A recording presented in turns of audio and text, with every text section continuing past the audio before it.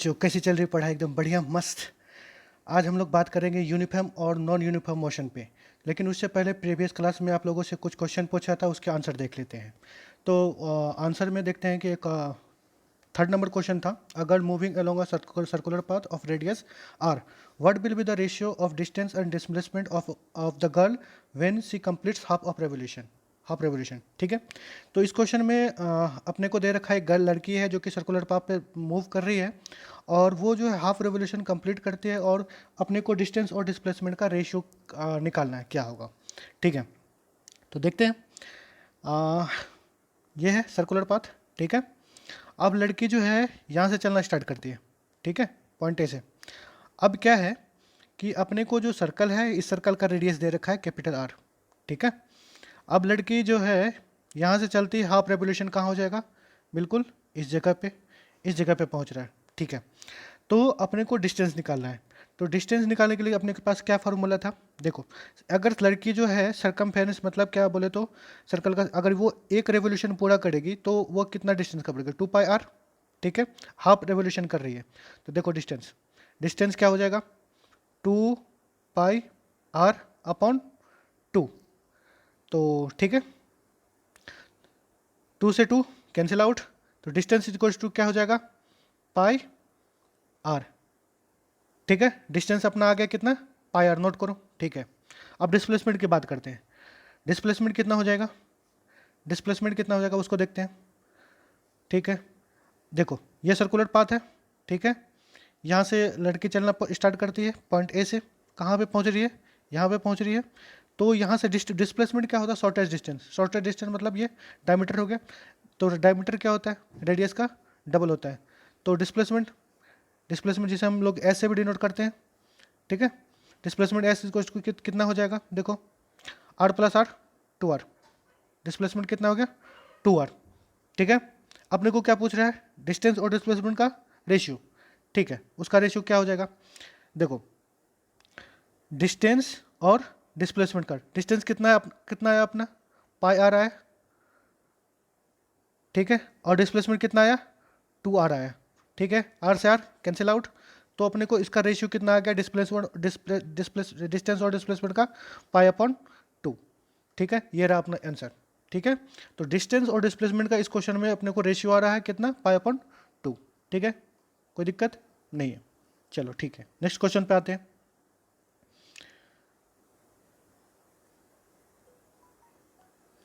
Next question में आते हैं। ठीक है, कह रहा है कि जो चींटी है, उनके पास 5 सीढ़ी है, और सीढ़ी का विड्थ और अपने को हाइट दे रखा है।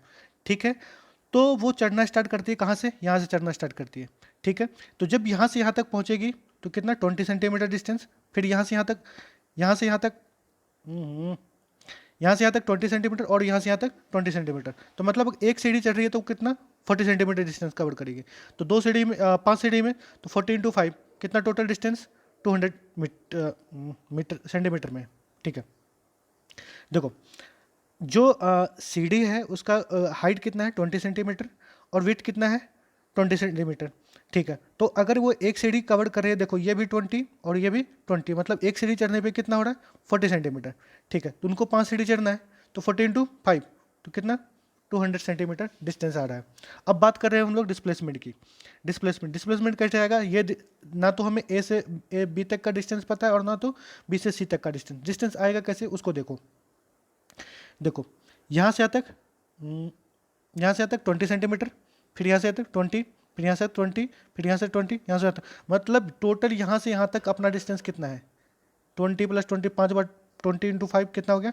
100 सेंटीमीटर। ठीक है, अब इसको देखो, यहाँ से 20, यहाँ से 20, यहाँ से 20, मतलब टोटल 5 बार करोगे तो कितना हो जाएगा? देखो, यहाँ से यहाँ तक का डिस्टेंस कितना हो जाएगा? 100 सेंटीमीटर। ठीक है, ये डिस्टेंस पता है, ये डिस्टेंस पता है, तो डिस्प्लेसमेंट क्या हो जाएगा? इनिशियल और फाइनल पोजीशन के बीच का shortage distance. Shortage distance always क्या होता है? स्ट्रेट लाइन होता है। तो ये है।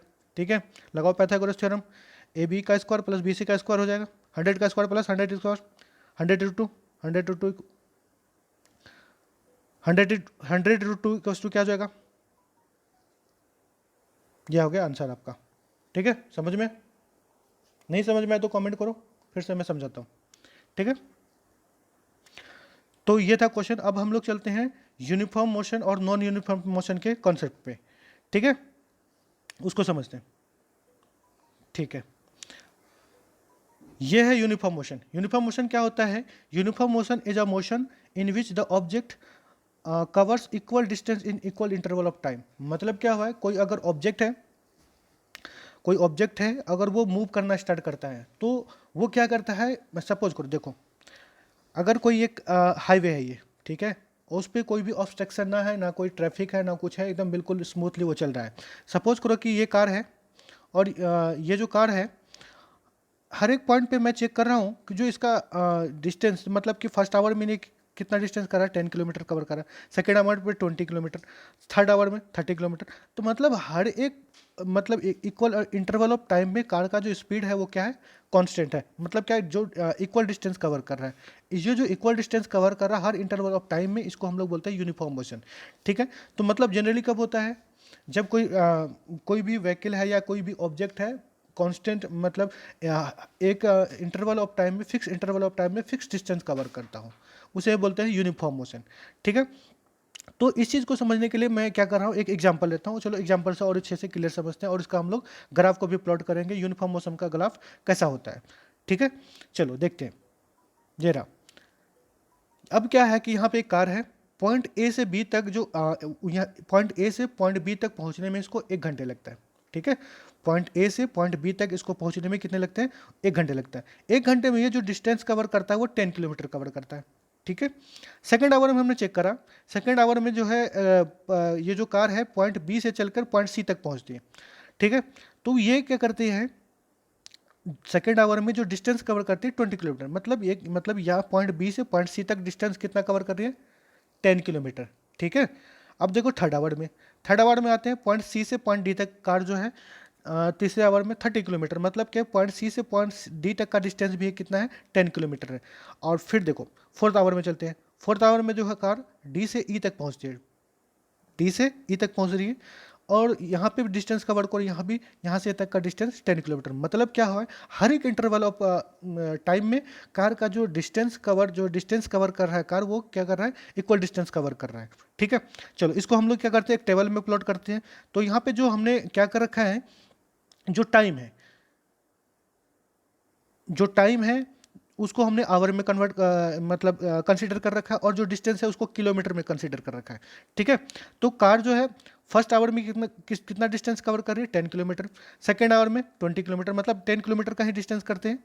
ठीक है, थर्ड आवर में 30 किलोमीटर, तो तीसरे आवर में भी 10 किलोमीटर का डिस्टेंस, फोर्थ आवर में भी 40 किलोमीटर। तो ठीक है, इस तरह के जो टेबल है हमने प्लॉट कर दिया। अब इसका ग्राफ देखते हैं कैसा होता है ग्राफ इसका। ठीक है, उसको देखो, ये देखो। ठीक है, तो हमने क्या कर रहा है, ये एक्स एक्सिस है और ये वाई एक्सिस है। ठीक है, और एक हमने कोऑर्डिनेट बना दिया। ठीक है, टाइम जो है हमने किस में कंसीडर कर रखा है, आवर में, और डिस्टेंस किस में कंसीडर कर रखा है, किलोमीटर में। ठीक है, एक्स एक्सिस में हमने क्या कर रहा है, 10 kilometre, 10 kilometre, 20 kilometre, 30 kilometre, 40 kilometre. ठीक है, टाइम देखो, first hour, second hour, third hour, fourth hour. ठीक है, अब देखो हमने क्या कर रखा है, इसको ग्राफ प्लॉट कर रखा है। ठीक है, अब देखो इसको। ठीक है, तो फर्स्ट आवर में देखो, एक्स एक्सिस में फर्स्ट आवर में देखो, फर्स्ट आवर ये रहा, फर्स्ट आवर में ये कितना, 10 किलोमीटर, तो यहाँ से यहाँ तक मिलाओ, ये हो गया। ठीक है, सेकेंड आवर में देखो, यहाँ सेकेंड आवर, ये हो गया। थर्ड आवर में देखो, थर्ड आवर में 30 किलोमीटर, ये हो गया, मिलाओ। और फोर्थ आवर में देखो 40 किलोमीटर, मिलाओ।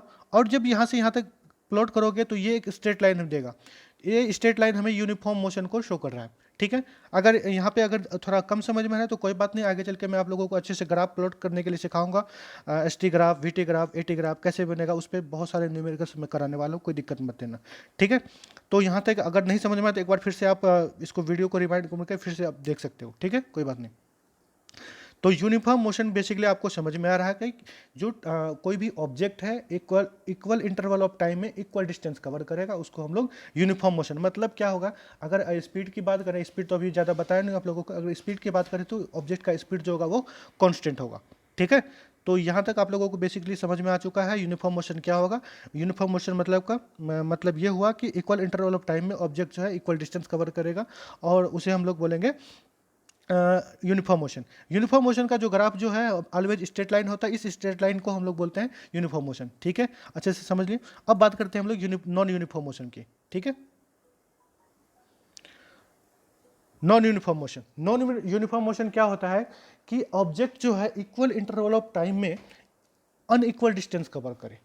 ऑब्जेक्ट जो है इक्वल इंटर मतलब कि 1 घंटे में कुछ डिस्टेंस कवर करा, दूसरे घंटे में क्या है कुछ कम डिस्टेंस कवर कर लिया।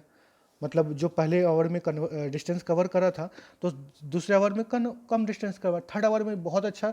मतलब ये हुआ कि नॉन यूनिफॉर्म जो मोशन है ये हमें जनरली ट्रैफिक्स में देखने के लिए मिलता है। सपोज करो काफ़ी ज़्यादा ट्रैफिक है तो कार कई बार हमें जो व्हीकल्स है हमें कई बार रोकनी पड़ती है। अगर लाइन क्लियर है, ग्रीन सिग्नल है, तो काफ़ी तेज़ी से कार मूव करती है, जो व्हीकल्स है वो काफ़ी तेज़ी से मूव करती है।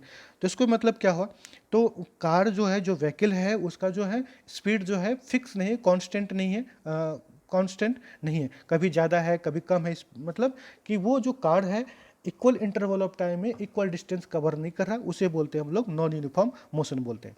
ठीक है, चलो इसको भी हम लोग एक ग्राफ से प्लॉट करते हैं, ग्राफ देखते हैं उसका कैसा होता है। ठीक है, नॉन यूनिफॉर्म मोशन। ठीक है, ठीक है। अब देखो यहाँ से कार जो है पॉइंट ए से चलना स्टार्ट कर रही है। ठीक है, पॉइंट बी तक पहुंच रही है। फर्स्ट आवर में हमने देखा कि कार जो है 10 किलोमीटर चल रहा है।